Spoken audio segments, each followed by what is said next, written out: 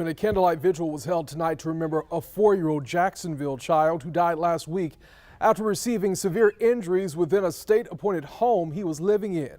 Sources tell First Coast News James Reese was taken off of life support after he arrived at Wolfson Children's Hospital with severe skull fractures and broken bones.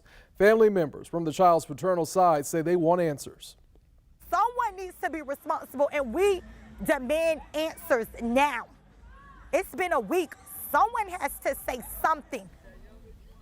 As of right now, no charges have been filed in the child's death, which has been ruled as a homicide.